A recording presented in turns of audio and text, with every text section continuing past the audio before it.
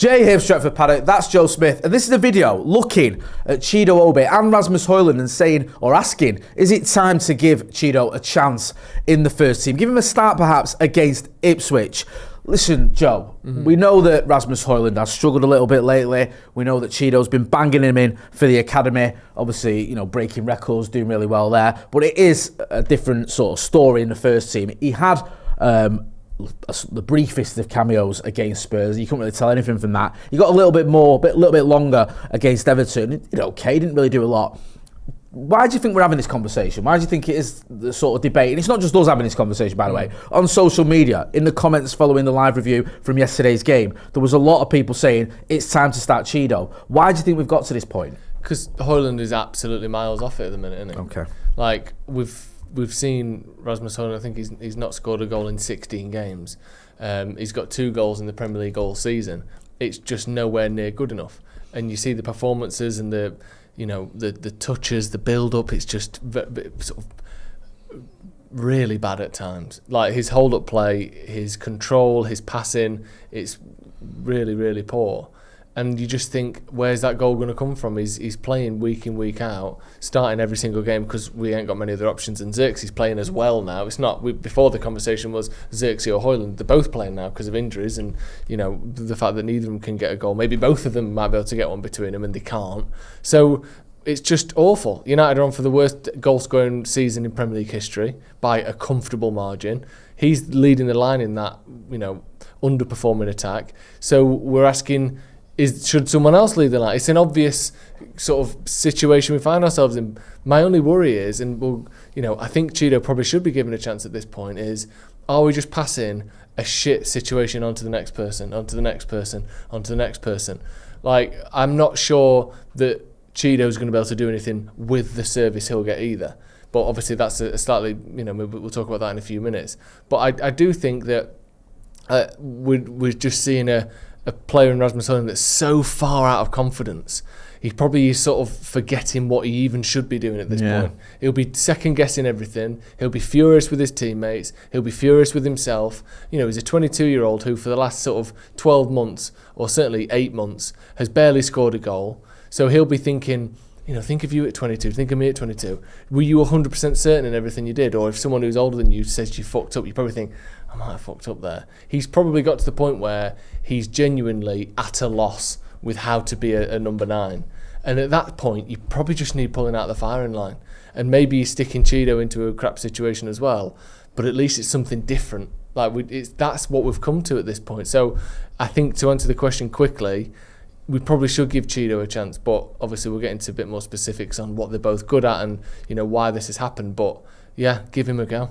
Yeah, I think from what we saw in the comments and what we see on social media, a lot of people do feel that way. A lot of people do feel like it's time to change things up. And I get it. I've been saying for a little while now about the difference between Xerxes and Hojlund is, obviously Xerxes probably had a better last couple of games in particular, but overall Xerxes still looks like he's got his confidence. He looks like he wants the ball. He looks like he's got a bit of swagger. Hojlund, his confidence seems to have completely deserted him. And this is one thing that sort of kept him going last season. If you remember, he came in and he scored some goals early on in the Champions League, but he didn't score in the Premier League for a while. Yeah. But he kept going. He always wanted the ball. He always looked hungry. He always looked like he believed in himself. And at the minute, he doesn't seem to have that belief. And I don't know if you can just turn it on and off. And I think one of the problems you're going to have as a player as well, if you're struggling with confidence, what's happened we've seen in the last, only a few games ago, where the manager was willing to play Kobbie Mainoo up front, a sort of teenage midfielder against Crystal Palace, rather than sort of give you a game. And that's got to sort of get in your head if you're struggling for confidence the way Rasmus Hojlund is. And at the minute, I don't see it happening for him. Now, the counter argument to that, and one we'll get into, is, as you've pointed out, is he getting the service? No. And that's not all down to him not making the runs. That's just, in general, our play in the final third has been pretty terrible. Yeah. Now, I'm hoping it's going to improve, but we've been hoping for that almost since the beginning of the season. If you're bringing in Chido, a 17-year-old, there's a big difference between a 17-year-old who's played, 23 minutes for Manchester United and a 22-year-old who's played a season and a half, if not a bit more, for Manchester United. Are you throwing in a youngster into a difficult situation that he's going to struggle with? But I know for the game coming up against Ipswich, the United crowd would be behind Chido. They'd be up for it. They'd be getting behind him. They'd understand that you've got a youngster here. And I've noticed that Old Trafford, in particular, because I've not really done many aways this season, at Old Trafford, last few games I've seen, the crowd are getting on Hojlund's back. You can hear the groans when he gives the ball away or he loses the ball. He looks like he's losing confidence, and the crowd look like they're losing belief and confidence in him. And I just wonder whether you put in a youngster, that does give the crowd a little bit of a lift, and it does give them a little bit of a, sort of something positive or someone to rally behind. Because we seem to have lost people to rally behind at Manchester United at the minute. It seems like this team is sort of, there's a massive disconnect between the fans and the team. Yeah, I mean, how long does he get though, Chido, at that level? Because Garnacho used to have that, and a lot of people are ready to see him leave. Hojlund used to have that, and a lot of people are ready to see him leave. Mainoo used to have that, and there's plenty of people criticising Kobbie Mainoo. I don't think want him to leave particularly, but a lot more criticism this season, not really factoring in the fact that he's a 19-year-old. Context goes out the window if you don't perform well. And I'm worried for Chido that we're in such a bad run as a team that obviously this season I'm sure he'd get a free pass. But if he has a bit of a, 1 goal in 14 games between now and the end of the season, whatever it may be, and then next season he starts and he's struggling there as well, by next Christmas or by this Christmas, people might have ruled him out already. These things do happen. And I just worry that basically what we need is a bigger name player who scored goals before.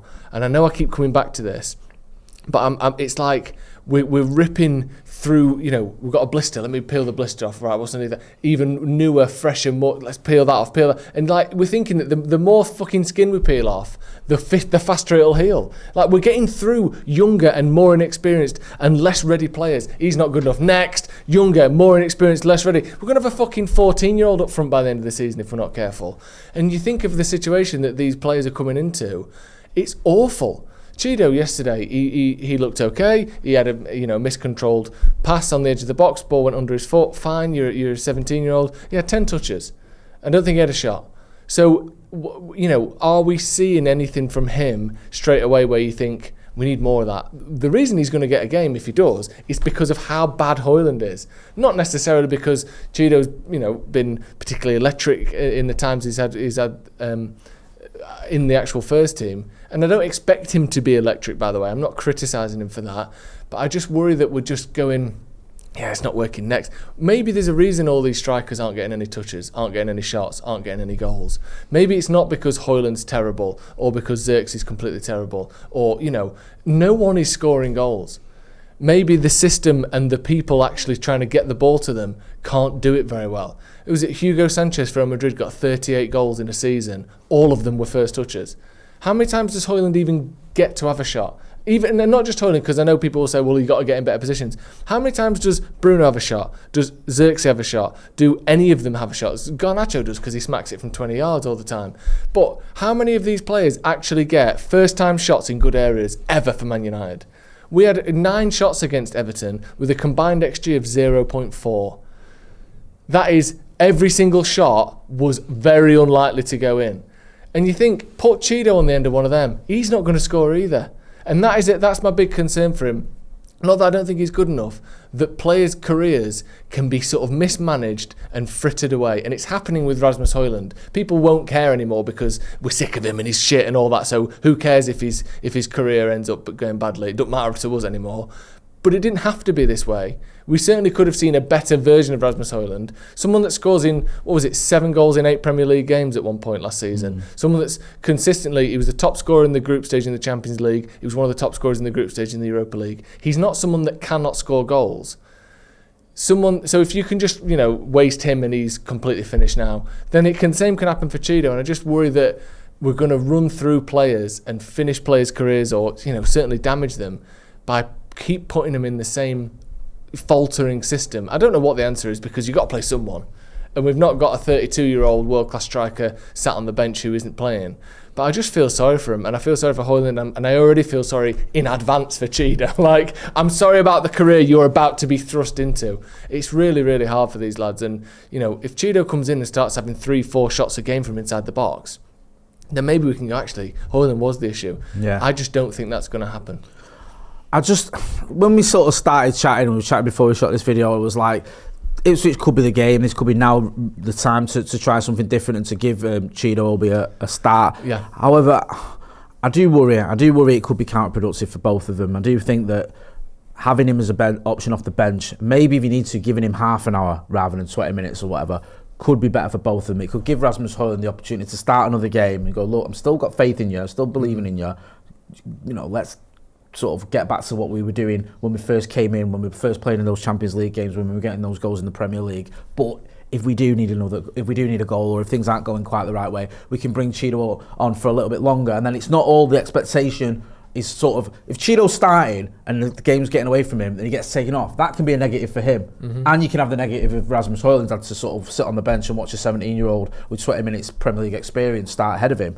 Whereas it's not great if Rasmus Hojlund has to come off for his confidence, but at least it's he's still the starting striker. He's still the main man, if you will. Maybe that could be the best of both worlds. I'm not so sure. It's just a total mess. It is a mess. There's no happy answer here. There's no obvious answer. No. And the other thing to remember is the season before Hojlund arrived, when Rashford got 30 goals. So Man United's number 9 scored 30 goals in a season, or he was played up number 9 sometimes on the wing, right? We still only scored 58 league goals that season. Yeah. We scored the same amount last season when no one got any goals. Yeah. So it's not just a case of, and obviously I'm not saying, well, Hojlund therefore he's basically scored 30 even though he's not scored. But the problem with Man United is we don't make enough chances, we don't score enough goals. And you can even have a player score 30 goals in all competitions and you still have one of your worst ever goal scoring seasons. That's because the team doesn't work for the striker. So you then take a flying Marcus Rashford out and sticking an out of form Rasmus Hojlund into roughly the same kind of system and the same team, certainly the same team. And then he doesn't put the balls in that Rashford does. He can't do the same things that a peak Rashford at 25 years old could do. Then we're like, shit.